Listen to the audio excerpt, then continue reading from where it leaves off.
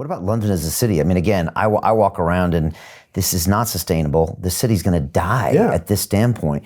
But this is a beautiful, amazing, vibrant city, but it needs to get back to work. But people need to get a push back to work somehow, right? Seemingly, people are frightened of traveling. I don't know whether it's a combination. I mean, I hear this from my listeners. It's a combination of people not wanting to get on a train because they're worried about getting an infection. And then there's other people who don't want to get on a train because they refuse to wear a mask. I don't think it's 50-50. I think it's probably like 80-20.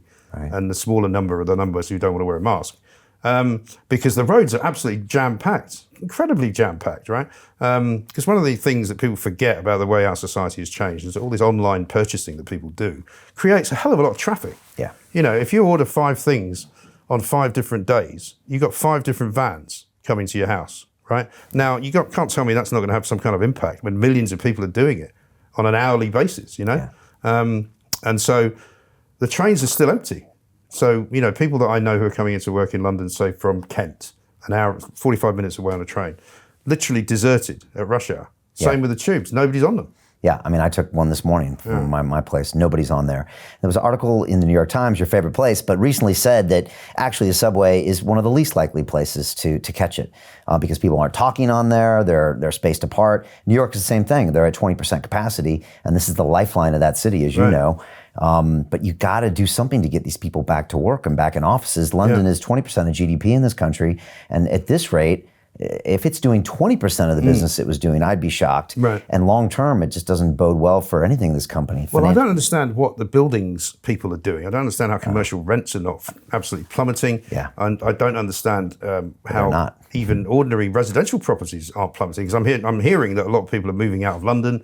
I think unfortunately, we've got this kind of, I don't want to say it, but I'm going to say it, bedwetters kind of organisation of society where people are frightened of everything. And they just, my father would say they're not people for the trenches, because when the shit hits the fan, these guys are all running in the opposite direction. They're not worried about you. They're only worried about themselves. And they just go, oh, no, I'm not going to do that. I'm not going to get involved. I'm just going to leave the city and I'm just going to work remotely on my laptop because it's made in China, it's made by Apple, but I'm a very fine, upstanding person. I read The Guardian and I won't have any right-wing nonsense in my house. And you go, well, what are you doing for the country exactly? Nothing. So that's my question. Is this all related? Is the wokeness and the cancel culture related to the snowflake culture who doesn't want to come back to work and suck it up? Yeah. I mean, look, 2 things. I was here for the bombings in 07. Yeah.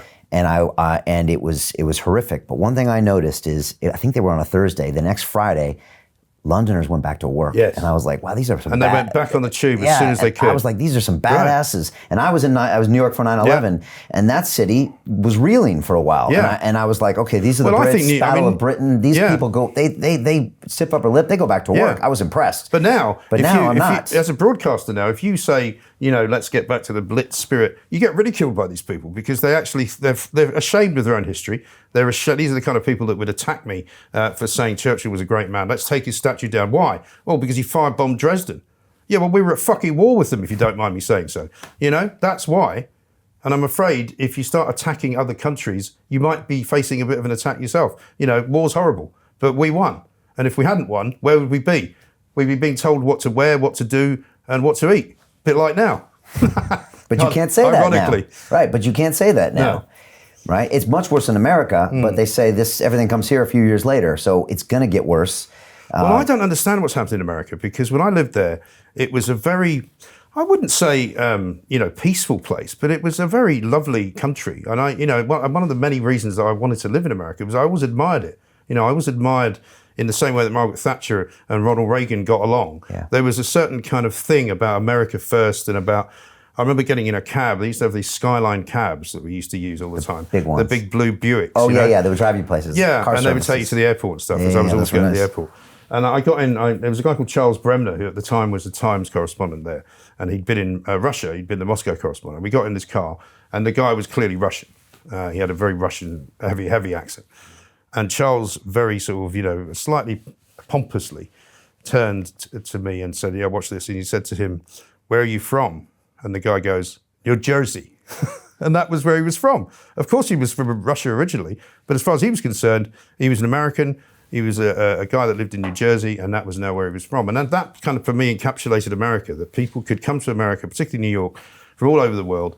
And they were New Yorkers almost immediately, you know, because it really was that kind of place. And now I see some of the stuff that goes on, like Portland. I had no idea what that's all about. I watched the report last night on Channel 4 News, which I watched just to get annoyed, really, because Channel 4 News I hate with a passion. But why? Just because it's so biased and so pretendingly straight. You know, I mean, Jon Snow cycles to work every day. I'm not a big fan of cyclists for a start. He also... it's a token gesture like Cameron used to do. Yeah. You're like, what are you doing? Yeah. You got your SUV following you to work. What point are you trying to make? What point are you trying to make? Right, okay. And, you know, I've always said that anyone who wears a tie that's more eccentric than he is isn't very eccentric. And he likes to think of himself. He's not a very nice guy, Jon Snow. I mean, I've met him a few times. Okay. But they just do this ridiculous kind of relentless lefty journalism. But they were doing this piece about Portland, and it was basically going, the problem is, and even they'd actually seen it, they were interviewing black people saying that this is not what we want. You know, we don't want people rioting on our behalf. Most of these people rioting are Antifa, they're fascists, they're all white. You know, they're looting, they're smashing up the place, they're chucking things at the police. They're not doing it in our name, but except they are. Right. And that's very strange. That kind of whole Antifa thing didn't exist in the 80s in America. I never saw it. Not at all. No. I mean, back then, you know, when I grew up, we looked up to heroes. We didn't look up to victims. Yeah. But that changed. It changed kind of when the world got digital too. Yeah. Like you said, where everyone maybe had a voice, and then now it's gone accentuated where you celebrate the victims. Well, somebody said to me, actually, I think the first iPhone came out in something like 2005. Yeah, it was 07, I think. But Was yeah, it 07? right. It was it's around then. Right. And really since then, it's all started to go a bit wrong. Right. You know? 'Cause So there must be a correlation. Citizen journalism and Well, there everyone is has that. a voice. Yes. Okay. And that's the other problem with some of these like citizen journalism escapades. You don't like those people, do you? Well, the thing is, Because you put in your time. well, it's not just that I put in my time, but there's a reason why I do what I do, and there's a reason why I believe what I believe, and I know what I know. It's because I have to stress test everything, and you can't just walk into a room and see what you see. If you're not trained to see what's actually going on, you don't see it. And I think that's the problem. So a lot of people who think that they know what they're doing as journalists make massive... This is why Katie Hopkins made so many mistakes, because she's not a journalist. She said the wrong things at the wrong time to the wrong people and to the wrong audience. Okay. What's another example of that? Like a citizen journalist will go to like a Black Lives Matter protest and they'll see one thing, whereas if you went there, you would say, no, this is happening. Right. I see this and I see this and I see the police and also... I mean, one of the things that worries me a lot is all of the videos that you now see doing the rounds on Twitter. I'm very, very cautious with those. I tend not to retweet anything that I can't verify. Okay. Because I've seen in the past where you've got, I mean, for example, there was a picture going around at the weekend of this march in Berlin, where loads of people, supposedly 1 million people, were marching against wearing a mask. Yeah. Now, according to the official figures that I saw, and again, you can always say, well, how do you trust the official figures? It was 17,000, which is still pretty sizable. There's nothing wrong with that. But why say it's 1 million? And why show a picture of a different march? Yeah, I saw two pictures too. I saw the first one that was like 30,000. Right. And then I saw some other one that was like the bridge was packed. Right. And I was like, these are not the same. It's not the same. No. And that's the trouble. I mean, you can watch a picture of, say, a police officer beating somebody up.